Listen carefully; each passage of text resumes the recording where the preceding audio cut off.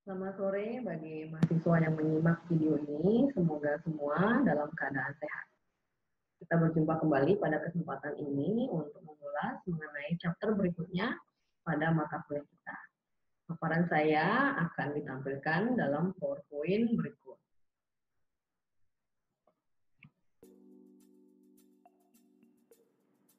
Pada video kali ini kita akan membahas topik mengenai riset pemasaran global. Poin-poin yang akan kita bahas dalam chapter kali ini adalah yang pertama, memformulasikan permasalahan riset. Yang kedua adalah riset pemasaran global dengan data sekunder, kemudian riset pemasaran global dengan data primer, dan yang keempat adalah riset pemasaran global dengan mempergunakan internet, kemudian penilaian ukuran pasar, dan yang terakhir adalah teknologi informasi pasar yang terbaru.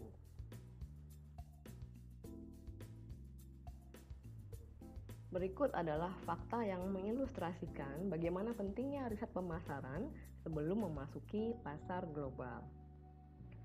Lebih dari 80 tahun setelah meluncing produknya di Amerika, Oreo mulai memperkenalkan produknya di Cina. Namun permasalahannya, penjualan Oreo di Cina tidak menunjukkan perkembangan yang baik selama 5 tahun. Untuk itu, Kraft kemudian mengadakan riset pasar dalam skala yang cukup besar.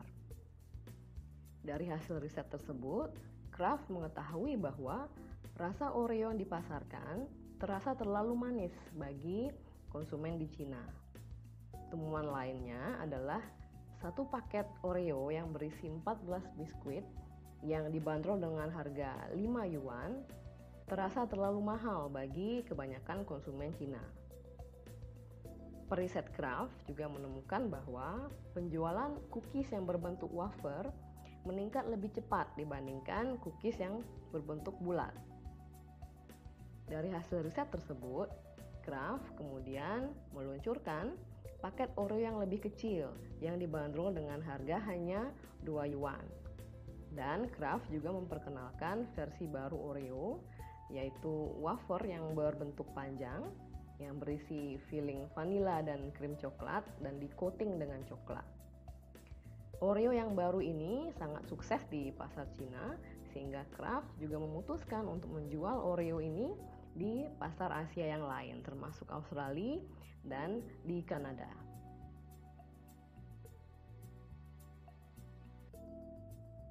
Kisah Kraft menunjukkan bagaimana besarnya manfaat dari riset pasar sebelum memasuki pasar asing. Melewatkan riset atau tidak melakukan riset dalam pengambilan keputusan pemasaran internasional sering menimbulkan kesalahan-kesalahan yang berbiaya besar. Salah satu contoh lain adalah saat Walmart pertama kali memasuki pasar Argentina, counter dagingnya menjual T-bone steak dan bukan menjual rib strip dan tail rumps yang disukai oleh konsumen Argentina. Kemudian counter perhiasannya menjual produk perhiasan dengan batu permata seperti emerald, safir, dan berlian, di mana konsumen wanita Argentina lebih menyukai mengenakan perhiasan emas dan juga perak. Kemudian departemen hardware-nya menjual peralatan dengan 110 volt electric power, sedangkan standar di seluruh Argentina adalah 220 volt. Jelas bahwa Walmart tidak melakukan riset pasar dalam memasuki pasar Argentina.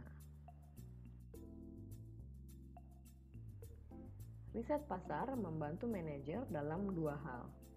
Yang pertama adalah untuk membuat keputusan yang lebih baik karena pemahaman yang lebih baik atas persamaan dan perbedaan antar negara. Yang kedua adalah untuk memperoleh support dari anak perusahaan lokal terkait dengan keputusan pemasaran yang diusulkan.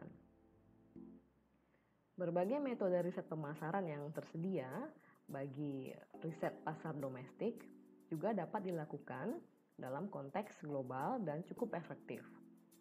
Contoh dari metode tersebut adalah metode riset dengan kuesioner, riset dengan focus group, dan teknik multivariat seperti analisis cluster dan conjoint measurement.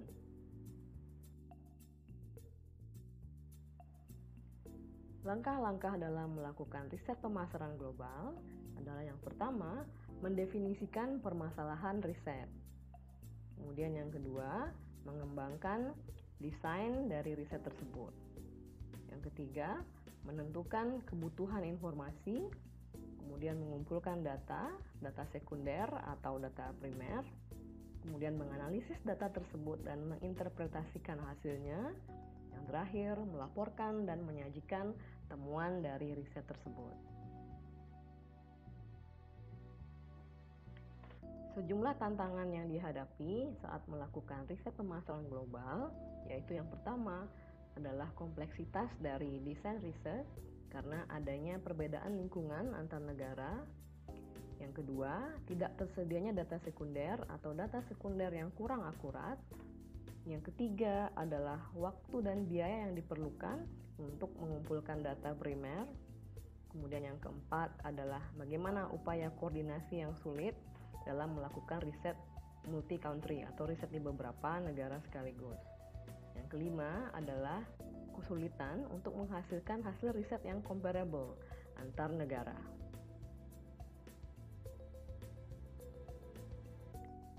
Setiap riset dimulai dengan definisi yang cukup jelas terkait dengan permasalahan yang ingin diatasi. Setelah permasalahan riset jelas, permasalahan tersebut kemudian diterjemahkan ke dalam beberapa pertanyaan riset yang spesifik. Contohnya adalah studi mengenai positioning produk yang dilakukan BMW di pasar Eropa, berfokus pada 3 isu berikut. Pertanyaan yang pertama dari riset BMW tersebut adalah apa yang menjadi concern dari konsumen mobil di Eropa dan apa yang mereka inginkan pada mobil mereka. Yang kedua adalah apa yang mereka persepsikan mereka dapatkan dari beberapa brand-brand mobil yang tersedia. Dan yang ketiga, bagaimana implikasi dari kedua jawaban tersebut terkait dengan positioning BMW di beberapa negara di Eropa. Kesulitan utama dalam memformulasikan permasalahan riset adalah kurangnya familiaritas terkait dengan lingkungan pasar asing.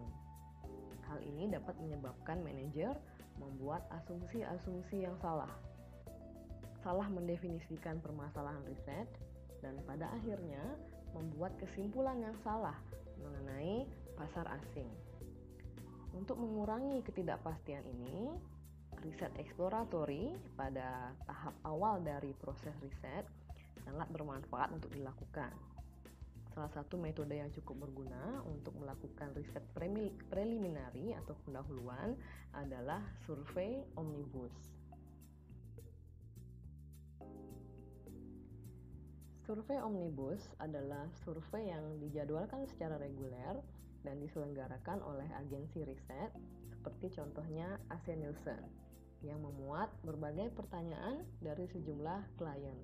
Klien umumnya adalah perusahaan-perusahaan yang ingin memperoleh informasi-informasi singkat mengenai produknya.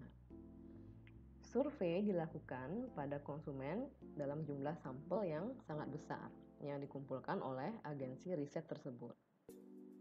Kuesioner terdiri atas sejumlah besar pertanyaan pada berbagai jenis topik.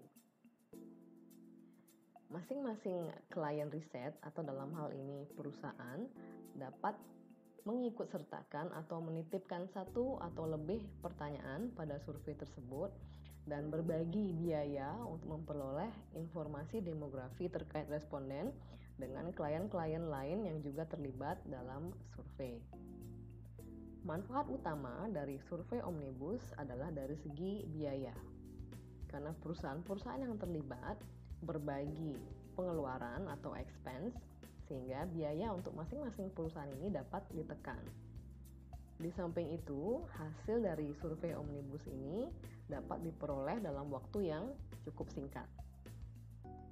Kemudian, kelemahan utama dari omnibus survei ini adalah hanya sejumlah atau hanya terbatas jumlah informasi yang diperoleh oleh klien. Omnibus Survey umumnya cocok diterapkan jika perusahaan ingin menanyakan beberapa pertanyaan yang cukup sederhana dan diberlakukan pada jumlah sampel responden yang cukup besar. Omnibus Survey juga merupakan suatu opsi untuk menaksir besarnya potensi pasar untuk produk dari suatu perusahaan di pasar asing saat perusahaan tersebut hanya memiliki budget yang terbatas untuk melakukan riset. Berikut adalah ilustrasi dari survei Omnibus, di mana coverage geografi dari survei tersebut dilakukan di kota-kota utama yaitu Guangzhou, Shanghai, dan Beijing, dan juga di 7 kota-kota lainnya. Kemudian secara timing, survei dilakukan dalam 4 putaran dengan ukuran sampel atau jumlah sampel 500 responden di masing-masing city. Kemudian prosedur samplingnya adalah dengan random probability dan metode face-to-face interview. Hasil yang akan disampaikan kepada perusahaan adalah tabel dan juga gambar-gambar grafik seperti itu, dan kemudian informasi demografi termasuk jenis kelamin, umur, tingkat pendidikan, status pernikahan, jumlah anggota keluarga, siapa pengambil keputusan pembelian dalam keluarga, kepala keluarga, pekerjaan, dan juga pendapatan bulanan. Contoh dari pertanyaan dalam Omnibus Survey adalah yang pertama, apakah Anda mempergunakan produk X? Seberapa sering Anda mempergunakan produk X? Apa yang Anda sukai dan tidak sukai mengenai produk X? Dan berapa harga yang harus Anda bayar untuk produk X, dan pernahkah Anda melihat iklan untuk produk Y? Terkait dengan biaya total bagi klien yang ikut serta dalam Omnibus Survey tergantung pada jumlah pertanyaan yang mereka ikut sertakan. Yang kedua adalah sifat dari pertanyaan, apakah pertanyaan terbuka atau pertanyaan tertutup. Yang ketiga adalah besarnya sampel atau jumlah sampel. Dan yang keempat, jumlah kota tempat melakukan riset.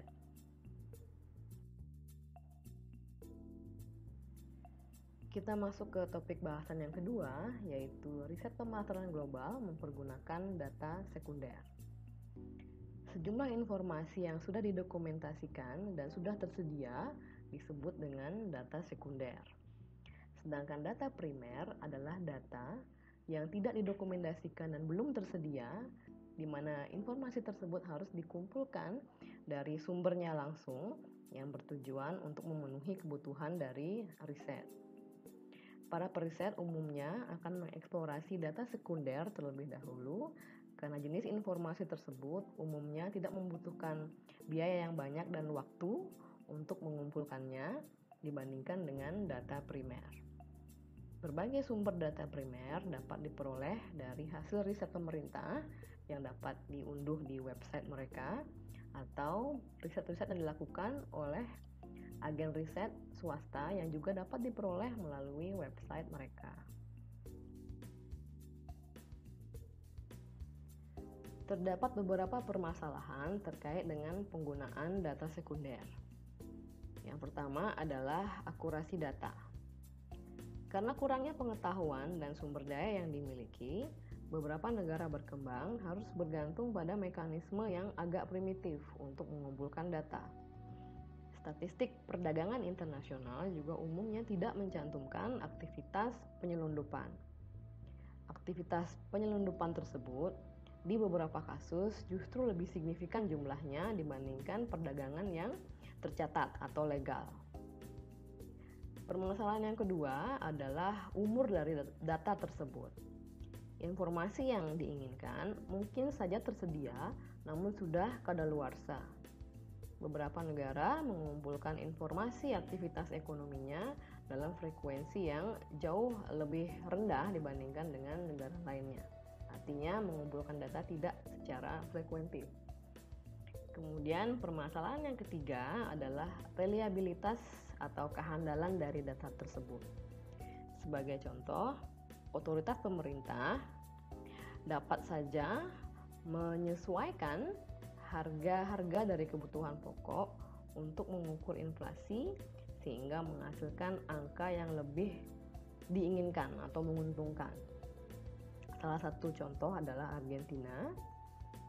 Pengambil kebijakan moneter di Argentina memperkenalkan indeks harga konsumen yang baru untuk memperbaiki atau membuat rate inflasi lebih baik. Menurut prosedur pengukuran inflasi yang baru tersebut, sebuah produk dapat dikeluarkan dari indeks saat harga produk tersebut naik begitu tajam, sehingga dengan mengeluarkan produk tersebut akan diperoleh rate inflasi yang cukup stabil.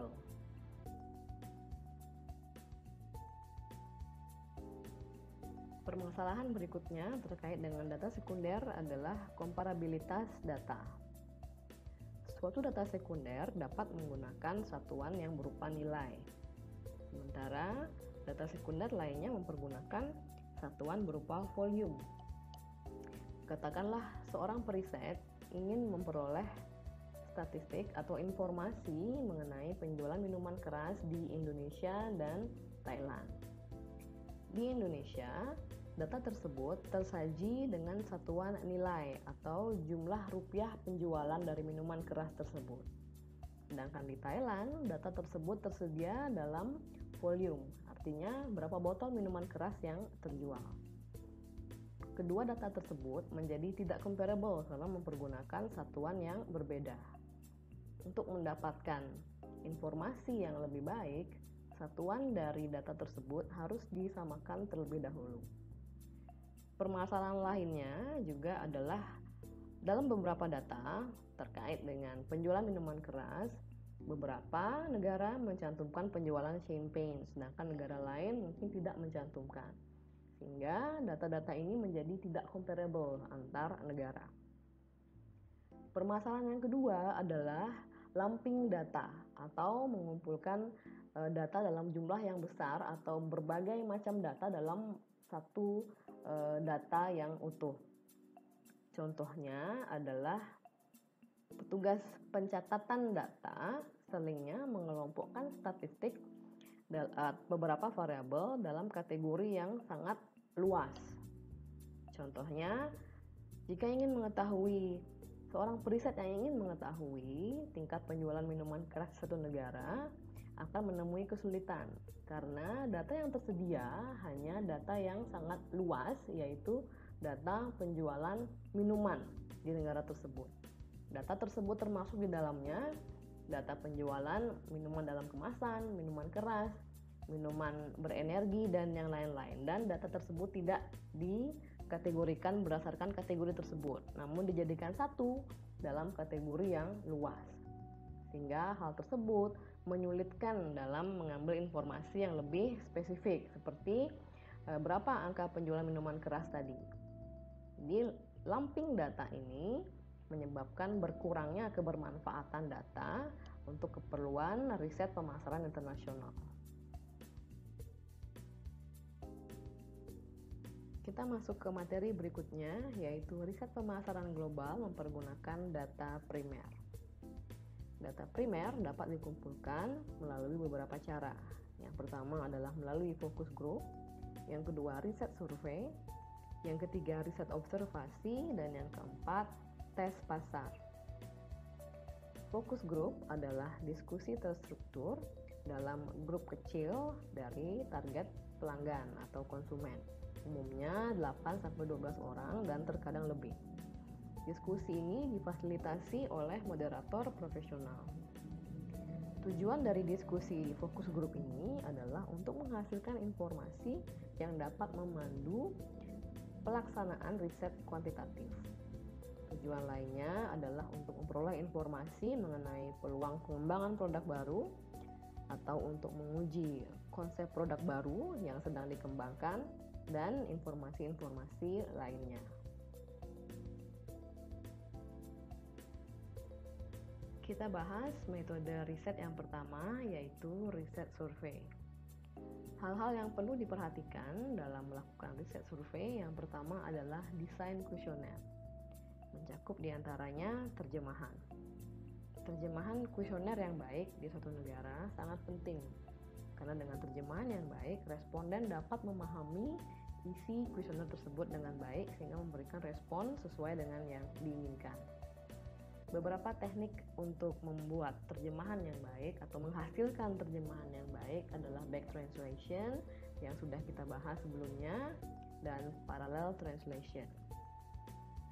Isu yang kedua adalah scalar equivalence. Perlu diperhatikan bahwa skor yang tinggi yang diberikan di satu negara tidak serta-merta berarti skor yang tinggi di tempat lain. Contohnya adalah masyarakat atau konsumen dari Amerika Latin, mereka cenderung menggunakan skala yang besar. Contohnya adalah responden yang kurang berminat atau kurang tertarik, kemungkinan masih akan memberikan nilai 7 sampai dengan 8 pada kuesioner. Di sisi lain, konsumen Asia cenderung bergravitasi pada skala di tengah-tengah.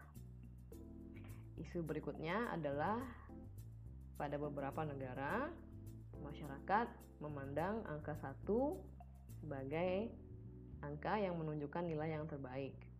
Dan angka di ekstrem yang berikutnya atau di endpoint yang berikutnya adalah skala yang terendah. Sebaliknya, di negara yang berbeda, angka 1 dianggap buruk, mencerminkan nilai yang buruk, dan angka yang lebih besar mencerminkan nilai yang lebih baik. Sehingga periset perlu memperhatikan skala yang didesain di masing-masing negara dan perlu juga mencantumkan bahwa angka 1 itu menggambarkan nilai yang seperti apa, apakah sangat baik atau sangat buruk. Kemudian isu berikutnya adalah sangat penting untuk mengetes kuesioner sebelum disebarkan atau melakukan pretest. Pretest adalah satu-satunya cara untuk menemukan kesalahan pada kuesioner dan memperbaikinya, sehingga tidak berujung pada kesalahan-kesalahan yang akhirnya nanti akan memunculkan biaya yang besar.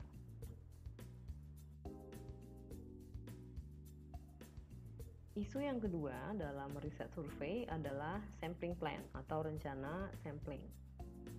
Rencana sampling pada dasarnya berpusat pada 3 isu berikut. Yang pertama adalah siapa yang akan disurvei atau siapa yang menjadi target populasi. Ini disebut dengan unit sample atau sampling unit. Yang kedua adalah berapa orang yang harus disurvei. Ini mencerminkan ukuran sampel. Dan yang ketiga, bagaimana cara mengambil responden dari target populasi. Ini disebut dengan prosedur sampling. Keputusan akan ketiga isu di atas akan ditentukan oleh kepentingan untuk menyeimbangkan antara biaya yang dibutuhkan, yang dikeluarkan, reliabilitas data, dan juga waktu yang dibutuhkan untuk melakukan survei. Isu ketiga dalam riset survei adalah metode kontak. Metode kontak yang umum digunakan adalah online, surat, telepon, dan interview. Beberapa faktor dapat menjelaskan mengapa sejumlah metode dapat efektif di sejumlah negara dan beberapa metode lainnya tidak efektif. Norma budaya sering membuat beberapa metode pengumpulan data menjadi tidak efektif.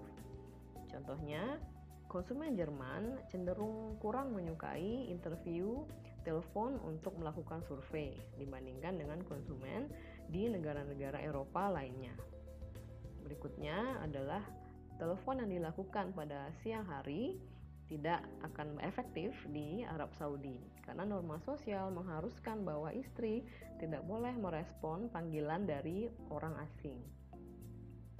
Kemudian di banyak negara berkembang, kurang berkembangnya infrastruktur menjadi hambatan utama dalam melakukan riset pasar.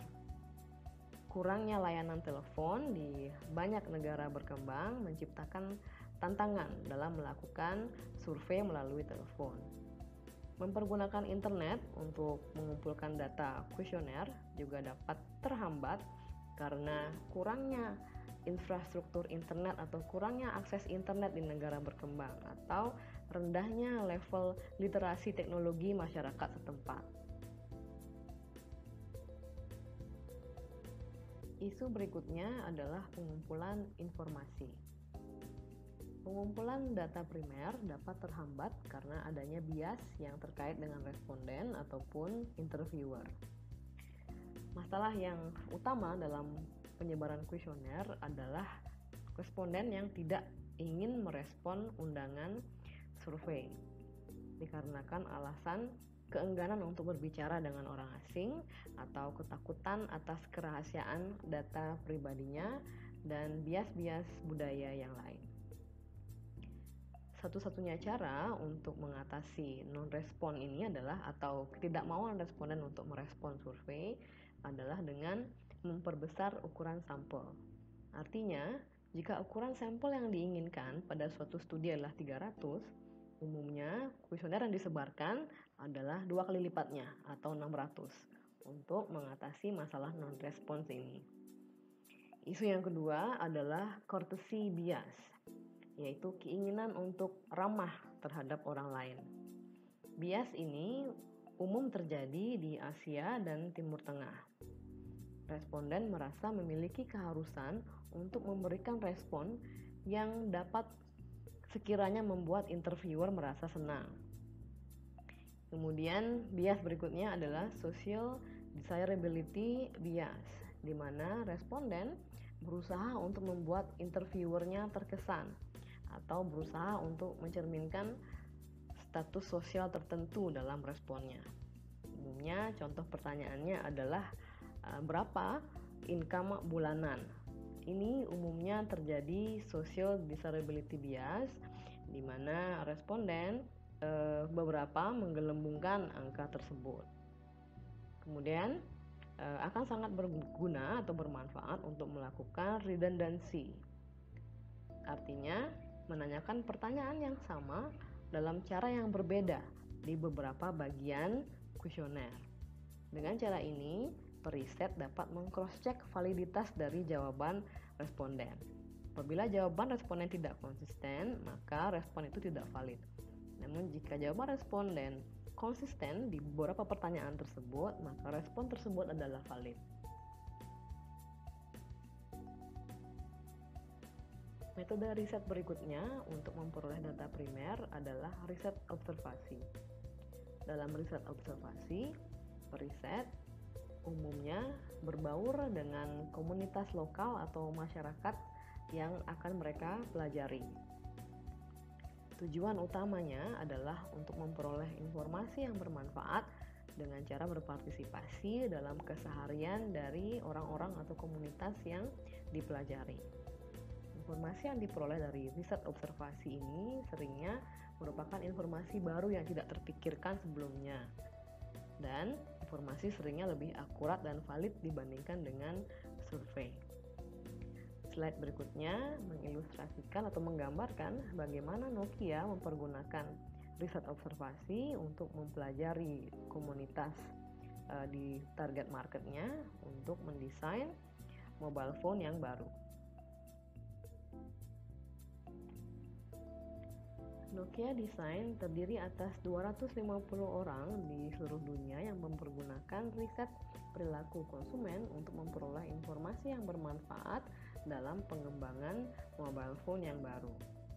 Pertanyaan riset dapat berfokus pada perilaku saat ini atau pada area-area di mana potensi-potensi pengembangan mungkin terjadi.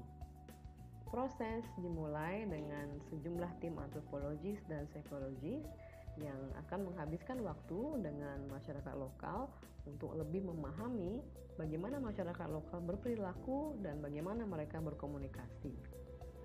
Informasi yang diperoleh dari riset observasi tersebut akan membantu Nokia untuk menemukan pola-pola perilaku yang baru yang terjadi di masyarakat dan kemudian akan diterjemahkan menjadi desain produk yang baru.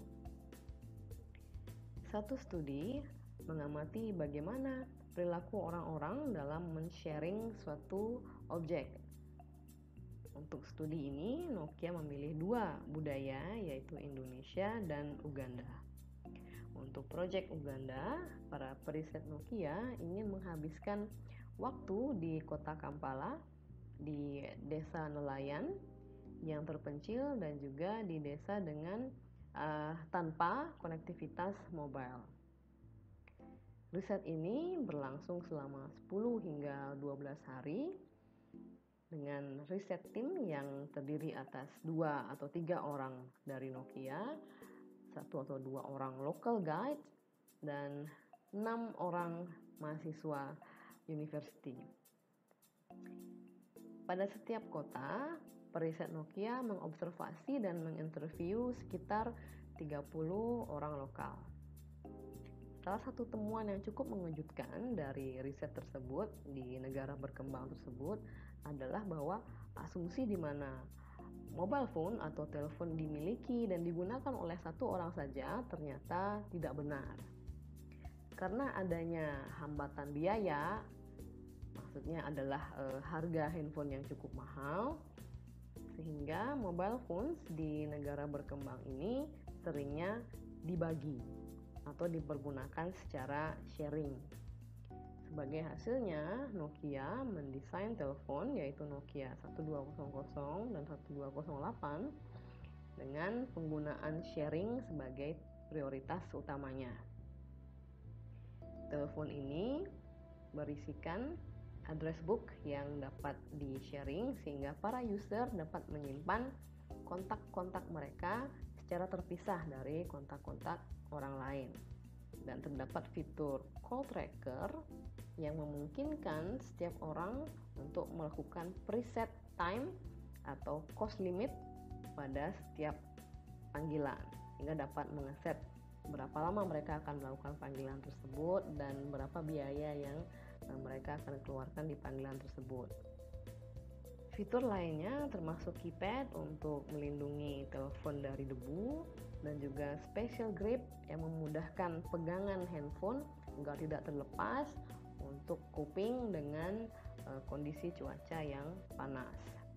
Kemudian satu kali klik center atau center yang dapat diaktifkan dengan hanya satu kali touch atau klik jika terjadi power outage atau listrik yang padam.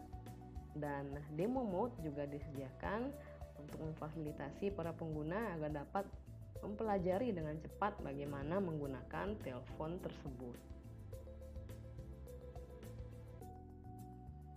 Bahasan berikutnya adalah memanfaatkan internet dalam riset pemasaran global.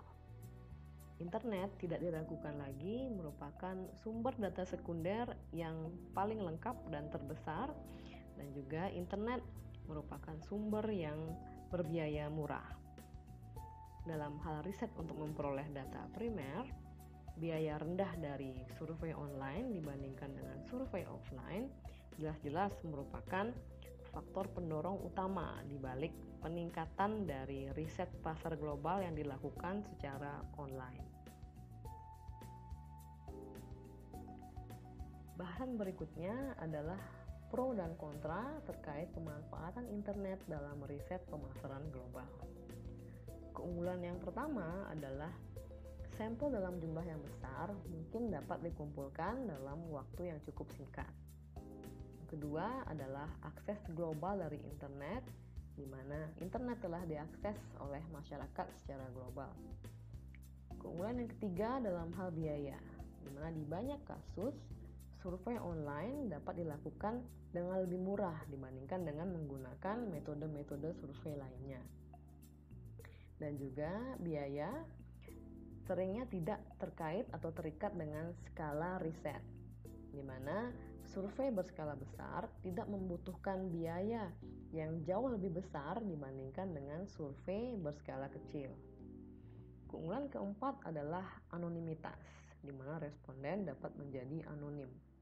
Hal ini bermanfaat untuk topik-topik yang sensitif, di mana responden cenderung enggan untuk melakukan interview face-to-face. Keunggulan berikutnya adalah dalam proses analisis data, di mana data yang diperoleh dari survei online dapat langsung di-load di alat statistik yang dipergunakan, sehingga periset tidak perlu lagi menginput secara manual data yang diperoleh dari survei. Hal ini menghemat waktu dan juga menghemat tenaga. Keunggulan berikutnya adalah online research atau survei umumnya dapat diselesaikan dalam waktu yang cenderung singkat. Berikutnya kita akan bahas mengenai kelemahan dari internet dalam riset pemasaran global. Yang pertama dari segi infrastruktur, di mana di banyak negara akses terhadap internet masih sangat terbatas, di mana tidak semua masyarakat memiliki akses internet, sehingga menyulitkan pemasar untuk melakukan riset secara online. Kelemahan yang kedua adalah keterwakilan sampel. Untuk survei website random atau untuk email survei, keterwakilan dapat menjadi suatu isu. Katakanlah suatu periset melakukan stratified sampling yang menginginkan responden dalam persentase tertentu, yaitu responden dengan pendapatan bawah 20%, menengah bawah 20%, menengah atas 25%, dan pendapatan di skala atas 25%.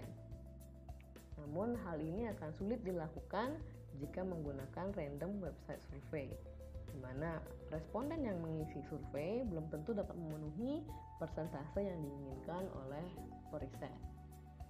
Kelemahan yang ketiga adalah masalah waktu yang dibutuhkan untuk mendownload halaman survei. Berikutnya adalah permasalahan teknologis seperti alamat email yang tidak benar atau koneksi internet yang buruk. Berikutnya adalah low response rate atau tingkat respon yang sangat rendah. Respon dapat sangat rendah mempergunakan internet survei, di mana para responden tidak ingin mengisi survei atau responden dapat berhenti di tengah-tengah survei. Kelemahan berikutnya adalah mungkin dapat terjadi multiple response atau beberapa kali respon dari responden yang sama. Artinya responden mengisi suatu kuesioner lebih dari sekali. Umumnya ini untuk kuesioner atau survei-survei yang menawarkan hadiah.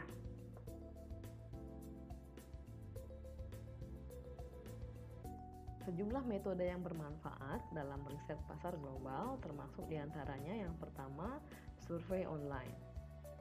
Dengan survei website random, pengunjung pada suatu website diminta untuk mengisi kuesioner. Apabila mereka setuju, mereka akan diarahkan ke suatu halaman website di mana survei tersebut diposting. Yang kedua adalah survei website panel. Survei ini bergantung pada panel responden, di mana masing-masing anggota panel memiliki alamat email. Saat mereka layak untuk mengisi suatu survei, anggota panel tersebut dikontak melalui email dan diminta untuk melengkapi survei tersebut yang dapat diakses mempergunakan suatu password. Metode yang ketiga adalah web visitor tracking, di mana server secara otomatis mengumpulkan sejumlah informasi yang cukup banyak mengenai perilaku surfing website dari para pengunjung.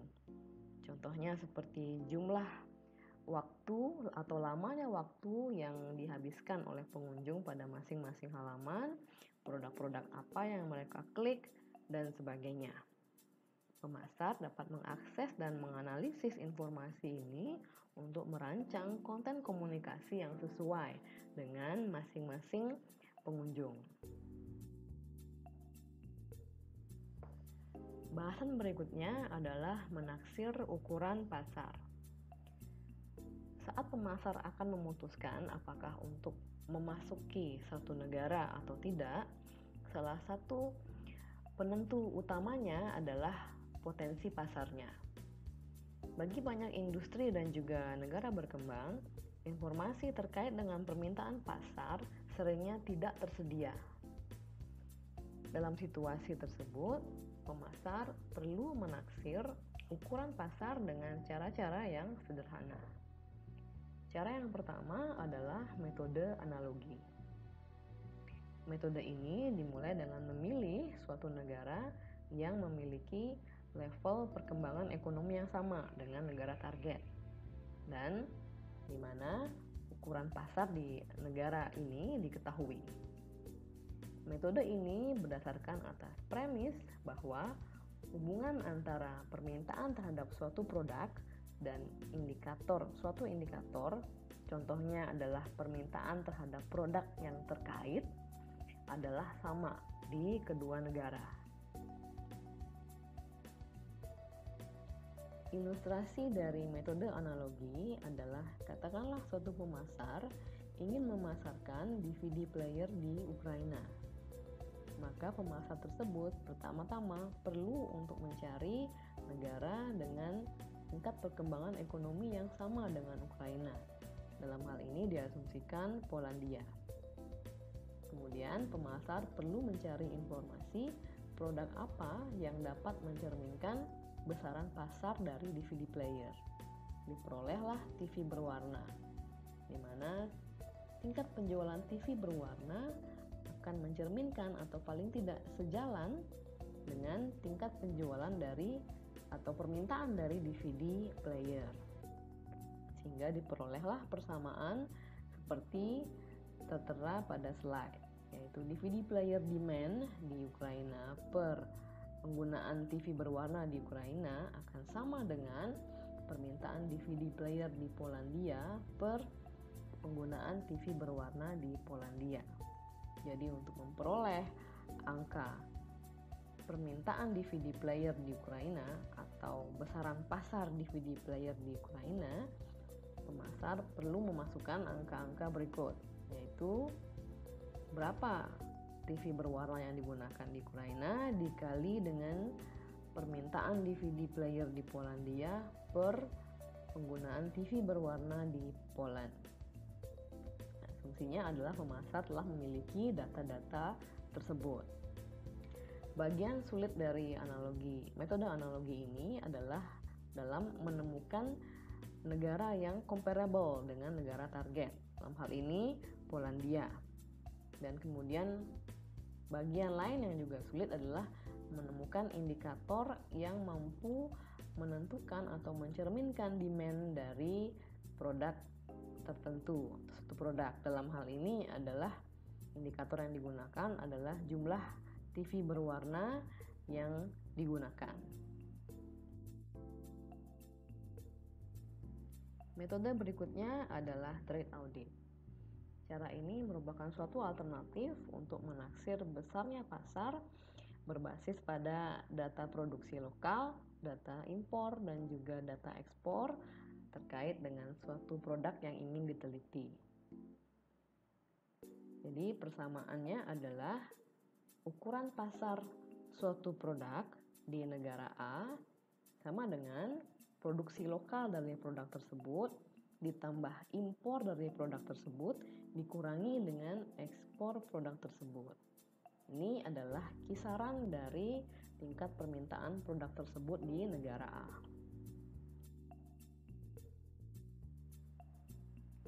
Metode berikutnya adalah metode chain ratio. Metode ini dimulai dengan angka dasar sebagai estimasi dari ukuran pasar suatu negara. Katakanlah seluruh populasi dari suatu negara. Angka dasar ini kemudian dikurangi dengan mengaplikasikan string atau change untuk memperoleh estimasi potensi pasar yang lebih akurat. Untuk mengilustrasikan prosedur ini, mari kita lihat perhitungan ukuran pasar potensial di Jepang untuk produk Nicorette gum. Nicorette gum adalah produk substitusi untuk rokok atau nikotin yang dipasarkan oleh GlaxoSmithKline. Total populasi di Jepang katakanlah 127 juta. Kemudian target pasar dari Nicorette adalah perokok dewasa. Dan penduduk yang berusia 15 sampai 64 tahun atau yang dianggap dewasa di Jepang adalah 67,5% dari populasi total di Jepang. Kemudian smoking rate di Jepang adalah sekitar 31%. Artinya 31% dari orang dewasa merokok. Mempergunakan chain ratio method, kita kita kemudian dapat memperoleh estimasi dari potensi pasar Nicorette di Jepang sebagai berikut. Dalam gambar ditunjukkan bahwa metode dimulai dengan total populasi yaitu 127 juta. Ini kemudian dikalikan 67,5%, yaitu adalah jumlah orang dewasa di Jepang, sehingga diperoleh angka 85,6 juta orang. Angka ini kemudian dikurangi lagi dengan string, yaitu 31%, di mana tingkat atau rate smoking di Jepang atau jumlah orang yang merokok di Jepang adalah 31%. Sehingga dikalikan dengan 31%, diperolehlah angka 26,5 juta orang. Jadi ini 26,5 juta ini adalah taksiran dari potensi pasar Nicorette gum jika memasuki pasar Jepang. Metode berikutnya adalah metode analisis regresi. Untuk melakukan regresi, pemasar pertama kali perlu memilih sejumlah variabel yang mempengaruhi tingkat permintaan dari produk yang dimaksud.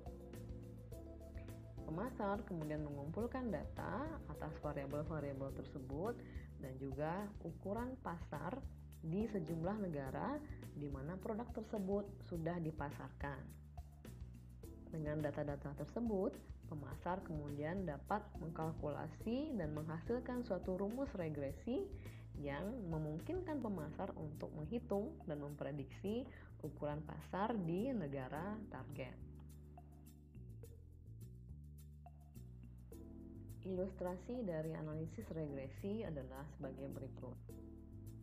Katakanlah suatu perusahaan elektronik XYZ yang berbasis di Eropa mempertimbangkan untuk menjual DVD player di negara-negara di semenanjung Balkan.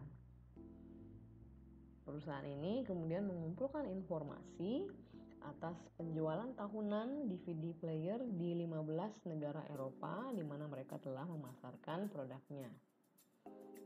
Sebagai variabel prediktor, perusahaan memilih dua variabel. Yang pertama adalah GDP per kapita atau produk domestik bruto per kapita dan jumlah TV berwarna yang telah beredar di masyarakat.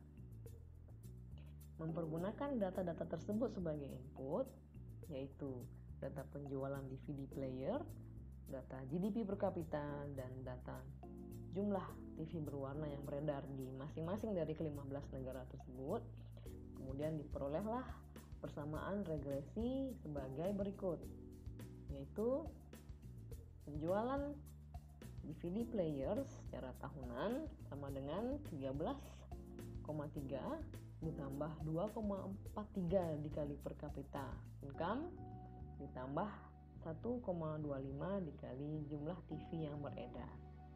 Jadi untuk memperoleh taksiran dari besaran pasar di negara target, pemasar tinggal memasukkan angka-angka yang diperlukan dalam rumus berikut, yaitu jumlah income per kapita di negara target dan juga jumlah TV berwarna yang beredar di negara target. Bahasan berikutnya adalah teknologi informasi pasar terbaru. Yang pertama adalah Point of Sale Store Scanner Data. Perusahaan seperti AC Nielsen mengumpulkan data pergerakan penjualan dari rekaman scanner checkout di sejumlah toko retail. Data ini kemudian diproses untuk menghasilkan informasi mengenai pergerakan penjualan mingguan dan pangsa pasar dari masing-masing merek.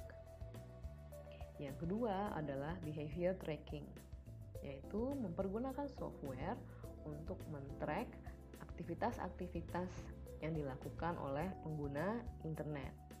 Aktivitas yang di-track adalah halaman-halaman yang dikunjungi, kemudian konten-konten yang dilihat, dan juga topik-topik yang di-search, dan juga pembelian-pembelian terdahulu. Informasi ini kemudian diproses untuk menghasilkan suatu profil konsumen atau consumer profiling. Dari profil ini, konsumen kemungkinan akan menerima iklan-iklan yang berkaitan dengan topik-topik yang di search di internet sebelumnya dan juga produk-produk yang dibeli sebelumnya. Ada kemungkinan bahwa jika Anda mengetik di Google mengenai tiket pesawat dari Denpasar ke Bandung, maka pada pencarian Anda berikutnya di browser untuk topik yang berbeda atau Anda mengunjungi suatu website yang berbeda, akan muncul pop-up ads atau ad banner di website tersebut yang mengiklankan situs-situs yang menjual tiket Denpasar Bandung. Jadi topik yang ketiga atau isu yang ketiga adalah pergeseran dari pemasaran massal ke pemasaran mikro.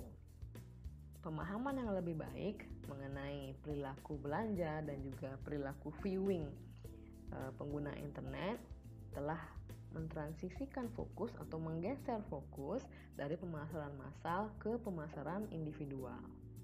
Teknologi informasi terbaru yang telah dipaparkan sebelumnya memungkinkan perusahaan untuk menyesuaikan strategi-strategi marketing mereka, yaitu strategi pricing, strategi produk, strategi promosi dan iklan mereka ke masing-masing konsumen sesuai dengan consumer profiling yang dimaksud di atas. Jadi, pemasaran database memberikan peluang atau kesempatan bagi perusahaan untuk memulai direct contact dengan konsumen mereka.